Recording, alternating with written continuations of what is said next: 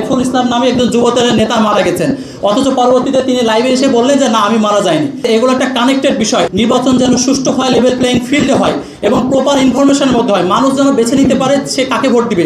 Assistant programmer bangabandhu.gov.bd আপনারা মনে হয় দেখতে পাচ্ছেন। আমি কিন্তু আবারও বলি, হয়তোবা এটা স্যাবোটাজ। কারণ হচ্ছে এই সমস্ত বিষয় আপনারা জানেন যে বিভিন্নভাবে ক্ষতি করার চেষ্টা করা হচ্ছে। সরাসরি ওনার মেল ব্যবহার করে আমাদেরকে যে মেল দেওয়া হয়েছে তার বিষয়টি আপনারা দেখেন। এইটা হচ্ছে সে মেল।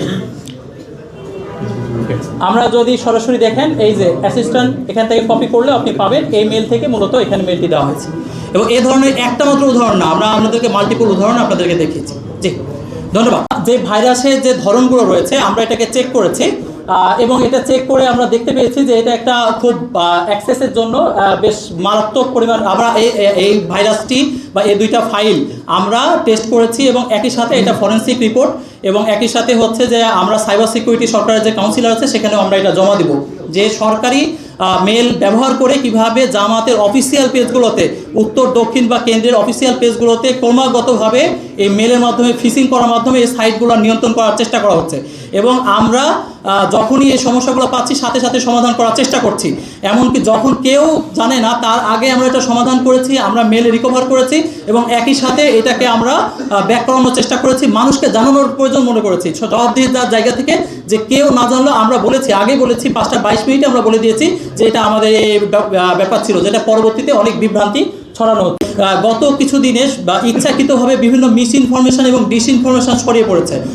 আপনারা লক্ষ্য করেছেন, বিশেষ করে আমরা ঢাকা ইউনিভার্সিটির মায়ের ভাই কিংবা প্রধান উপদেষ্টা আপনার তারেক রহমানের উপদেষ্টা সাইমুম পারভেজ কিংবা আপনার হচ্ছে তথ্য প্রযুক্তি সম্পাদক বিএনপির ওয়াহিদুজ্জামান, তারা একই সাথে কয়েকদিন আগে একটা প্রচারণা শুরু করলেন যে জামাতের একজন কামাল উদ্দিনকে হত্যা করেছেন।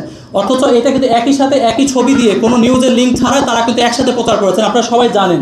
এবং সেটা পরবর্তীতে ডিসেন্ট বা অন্যান্য ফ্যাক্ট চেকে এসেছে এটা মূলত জায়গা জমি নিয়ে ভাতিজার সাথে চাচা ভাই এই সমস্যা নিয়ে মূলত এটা জমির বিরোধ নিয়ে হয়েছে। সেই ঘটনাকে ইচ্ছাকৃতভাবে একসাথে টপ টায়ারে সবাই কিন্তু প্রচারণা করার চেষ্টা করেছেন, যেটি কিন্তু আপনারা সবাই লক্ষ্য করেছেন। শুধুমাত্র তারাই নয়, বরঞ্চ আমরা দেখেছি কি বিভিন্ন মিডিয়া এটাকে ভেরিফাই না করে সাথে সাথে এই সংবাদগুলো প্রচারের চেষ্টা করেছে। এবং একই মিডিয়া কিন্তু দুই ধরনের কথা বলেছে, এরকম আমরা ফ্যাক্ট চেকিং পেয়েছি। এবং ভিডিও বক্তৃতাও যে জামাতের একজনের হচ্ছে আপনারা শাহাদাতের খবর পেয়েছেন শেরপুরে, তার সাথে সাথে আরেকটি খবর কিন্তু আপনারা দেখেছেন, সাথে সাথে ছড়িয়ে পড়েছিল যে সাইফুল ইসলাম নামে একজন যুবতের নেতা মারা গেছেন, অথচ পরবর্তীতে তিনি লাইভে এসে বললেন যে না আমি মারা যাইনি।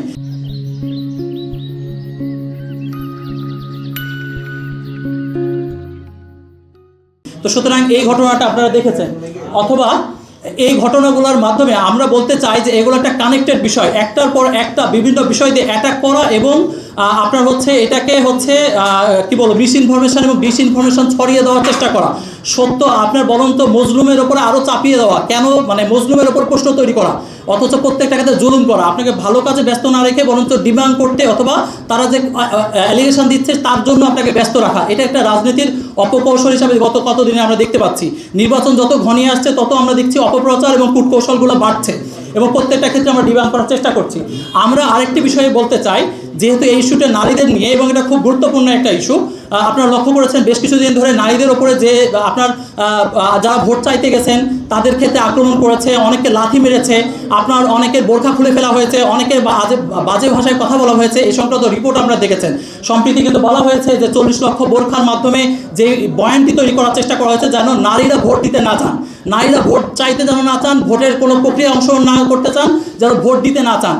এই প্রক্রিয়া এই অংশটা তৈরি করা হয়েছে যাতে নারীদেরকে ভোটাধিকার বা অন্যান্য সুযোগ সুবিধা থেকে তারা নিরুৎসাহিত করতে চান। অথচ যে পোস্টটি নিয়ে এত আলোচনা তার মাত্র 2 ঘন্টা আগেই আমির জামাত যে পোস্ট দিয়েছিলেন সেটি কিন্তু নারীদেরকে নিয়ে, নারীদের উচ্চশিক্ষাদের নিয়ে, যে নারীদের উচ্চশিক্ষার জন্য পুরোটা জামাত যদি নির্বাচিত হয় তাহলে জামাত যে সরকার গঠন করবে সেই সরকার বা 11 দলীয় সরকার এটি বহন করবে। মাত্র 2 ঘন্টা আগে তিনি এটা পোস্ট করেছেন এবং আপনারা জানেন যে পরে যে পোস্টটা করা হয়েছে কোনোভাবেই তার বক্তব্য তো দূরে থাক, কোনোভাবেই এর সাথে সামঞ্জস্য নয়। সুতরাং এখান থেকে বোঝাই যায় যে আসলে কিভাবে এই কার্যক্রমটি পরিচালিত হচ্ছে। সুতরাং আপনাদের কাছে যে আমাদের অনুরোধ যতদিন নির্বাচন আসছে, নির্বাচনের ক্ষেত্রে এখন নির্বাচন কমিশনের একটা দায়িত্ব রয়েছে, নির্বাচন যেন সুষ্ঠু হয়, লেভেল প্লেয়িং ফিল্ডে হয় এবং প্রপার ইনফরমেশনের মধ্যে হয়, মানুষ যেন বেছে নিতে পারে সে কাকে ভোট দিবে। এটা যেন না হয় প্রতি মুহূর্তে গুজব এবং অপপ্রচার দিয়ে এই বিষয়টিকে ভরিয়ে ফেলা হচ্ছে। এ বিষয়ে আমরা আপনার সাংবাদিক বন্ধুদের মাধ্যমে আমরা জাতিকে জানাতে চাই যে আগামী নির্বাচনে আমরা চাই সুষ্ঠু পরিবেশ হোক, লেভেল প্লেয়িং ফিল্ড হোক, এরকম অপপ্রচার বা এরকম তথ্যের বিষয় না হোক। আমরা যেন এটা না হয় যে প্রতি মুহূর্তে একটা পক্ষ মিথ্যা তথ্য ছড়াবে আর একটা পক্ষ ডিমান্ড করবে, এটি কোনো সুস্থ প্রতিযোগিতা হতে পারে না।